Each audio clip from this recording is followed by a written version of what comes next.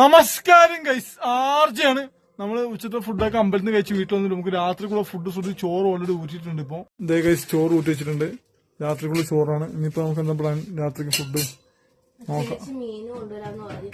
അപ്പൊ മീൻ കിട്ടുകയാണെങ്കിൽ നമുക്ക് മീൻ കറി ഉണ്ടാക്കൂലേ? നോക്കാം. ഇല്ലെങ്കിൽ നമുക്ക് എന്തെങ്കിലുമൊക്കെ ഉണ്ടാക്കാം അല്ലേ? ചോറ് ഊറ്റി കഴിഞ്ഞിട്ട് സുധി അടുപ്പൊക്കെ വൃത്തിയാക്കി ടേബിളൊക്കെ തുടച്ച് വൃത്തിയാക്കിക്കൊണ്ടിരിക്കുകയാണ്. പാപ്പടി കഴിഞ്ഞു. നോക്കൂ ഗൈസ്, മീൻ കറിക്ക് മീൻ വരുന്നുള്ളൂ. സുധി അമ്മയ്ക്കും ചമ്മന്തി അരിച്ച് ചോറ് കഴിക്കാണ്. എനിക്ക് പിന്നെ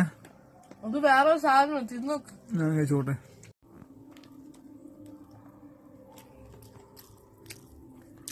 കൊള്ളാം ഗൈസ്, മുട്ട വെച്ചൊന്നും ഉണ്ടാക്കിയ സുധി. കൊള്ളാം, അടിപൊളി.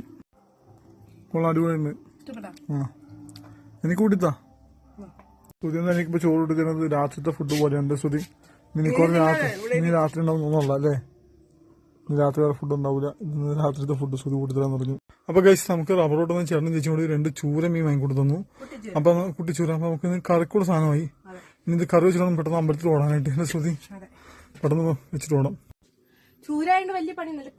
പെട്ടെന്നാണല്ലേ?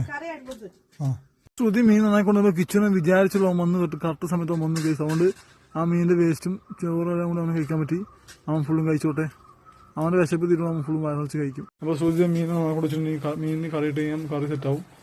സോറി പറഞ്ഞു മാറിപ്പോയി. മീൻ കറിക്കകത്തിട്ട് ഞാൻ കറി സെറ്റാവും അല്ലേ ശ്രുതി?